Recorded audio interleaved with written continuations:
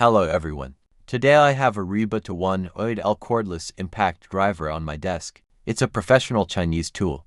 Let's take a look at it, understand its operating modes, and draw some conclusions. Package contents. Often, even the bare minimum package from Chinese manufacturers comes with a silly carrying case that doesn't connect to anything and is useless. So, you're paying for a case that you don't know what to do with. Right here in a cardboard box contains the screwdriver itself, a steel belt clip, a screw for plastic for it, instructions with Chinese characters, and nothing extra. It's well assembled. Nothing is loose. At first, the battery had to be pushed in with a little force, but that's okay. Weight: 1 kilogram 35 ounces, with a 2Ah battery 1.4 kilograms 49 ounces, with a big battery 1.6 kilograms 56 ounces. The body is 110 millimeters 43 inches long and 195 millimeters 76 inches high.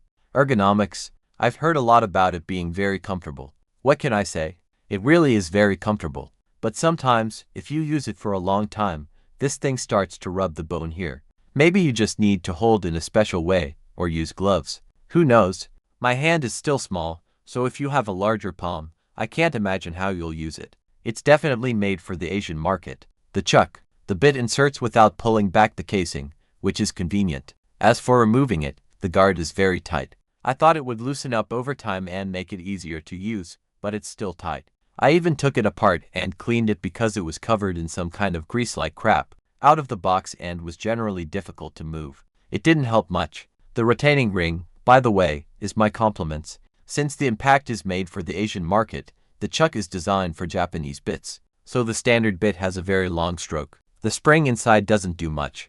At some point, I got tired of this stroke and decided to put something inside. One blogger filmed shorts where he, grimacing like a madman, talked about an insert inside the chuck that eliminates the gap. I looked everywhere I could. These spacers come in several types, from several companies, and they're all currently sold either on eBay or Amazon, which doesn't work for me at all. You can insert a piece of the bit, but what if it gets stuck in the wrong position? You won't be able to get it back out. And drilling out hard and small parts is a real adventure. I've seen it. I've done it. You don't have to. So I inserted in cap nut M3 4 to 40 unk nuts. If necessary, you can screw a screw into it and easily pull it back out. I put the original spring on top, and the back and forth stroke has become significantly shorter. Operating modes. It has 4 speeds. Green LED, mode button. It's pretty self-explanatory. The higher the speed, the more RPMs and impacts per minute. And for automatic modes, red LED, switch by pressing the scenes button. 3 for fastening, 1 for loosening. First, for wood, it starts at low speed and accelerates to full speed when a load is applied. Second, for thin metal, it immediately accelerates to full speed and stops when a load is applied, even if the button is held down.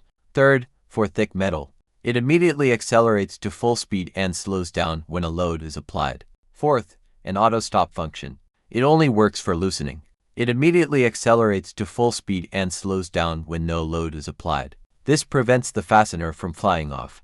It's turned on and off as follows. Set the screwdriver to reverse and press the scenes button. If the auto stop function is active, then no matter what mode you have in forward, it will automatically switch to reverse, unless you turn it off yourself. The backlight. It's a ring-shaped one, and everything about the backlight is beautiful. There are also 4 modes, which are controlled by holding the speed button.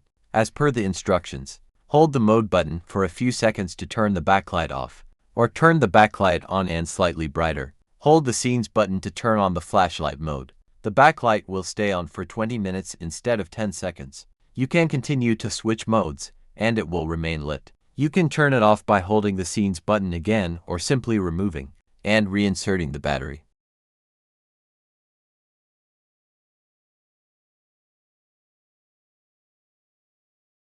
How does it work? It's inconvenient for tightening very small fasteners, which is understandable. It wasn't designed for that purpose. It's perfectly suitable for most tasks. If you install a heavier dual-row battery, you can even tighten nuts at higher currents. Within reasonable limits, of course. What can I say about the automatic modes? I only like the auto stop function. The automatic loosening mode is really good, especially when working with bolts, nuts, and larger objects. Some screws are better removed simply at low speed. However, I didn't have any success with the automatic fastening modes. I honestly tried using them, forced myself, damaged parts, and at some point, I just got tired of them. I just couldn't find a use for them at all. If I'm working with wood screws or metal screws, I just set the speed to first. If I need to unscrew a rusty, big, scary bolt, I set it to fourth. When drilling, I simply use the speed that's set. Maybe they'll be useful to someone, somewhere. I forget what they are the day after reading the instructions. Pros, cons, nuances. Pros, the Makita LXT platform.